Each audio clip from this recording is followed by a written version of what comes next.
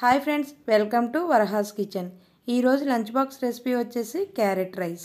ఈ క్యారెట్ రైస్ని 10 నుండి 15 నిమిషాల టైంలో సింపుల్గా తయారు చేసుకొని లంచ్ బాక్స్లో పెట్టుకోవచ్చు. అలాగే చిన్నవాళ్ళ నుండి పెద్దవాళ్ళ వరకు ఎంతో ఇష్టంగా తింటారు. ఫస్ట్ టైం కనుక మన ఛానల్ చూసినట్లయితే వెంటనే సబ్స్క్రైబ్ చేసుకోండి. అలాగే పక్కనే ఉన్న బెల్ ఐకాన్ క్లిక్ చేయండి.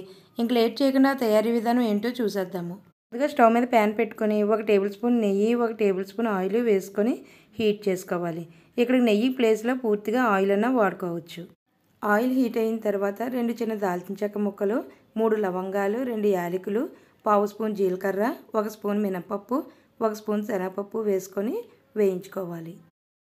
ఈ క్యారెట్ రైస్లో శనగపప్పు, మినపప్పు వేయడం వల్ల తినేటప్పుడు పంటికి తగులుతూ చాలా టేస్టీగా ఉంటుంది.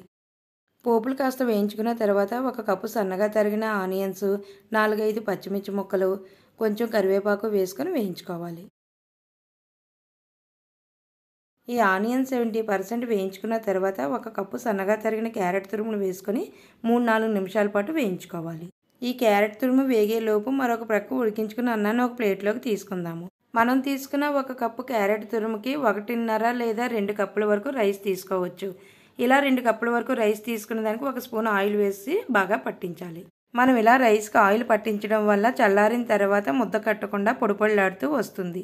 మరొక పక్క క్యారెట్ కూడా బాగా వేగిపోయింది. మనం ఇందాక చల్లారి పెట్టుకున్న రైస్ని ఇందులో యాడ్ చేసుకుని బాగా కలుపుకోవాలి.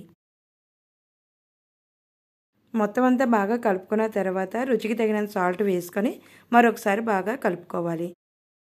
మనకి ఎప్పుడైనా మార్నింగ్ టైంలో టైం సరిపోకపోతే ఇలాగ లంచ్ బాక్స్లో క్యారెట్ రైస్ని తయారు చేసుకొని పెట్టుకోవచ్చు. అంతే, ఇప్పుడు స్టవ్ ఆఫ్ చేసుకుని సర్వ్ చేసుకోవడమే. చూసారు కదా సింపుల్గా క్యారెట్ రైస్ని ఎలా తయారు చేసుకున్నామో. మీరు కూడా లంచ్ బాక్స్లోకి తయారు చేసి ఎలా వచ్చిందో నాకు కామెంట్ చేయండి. ఈ వీడియో నచ్చితే ఒక లైక్ చేసి మీ ఫ్రెండ్స్ అండ్ ఫ్యామిలీ మెంబర్స్కి షేర్ చేయండి.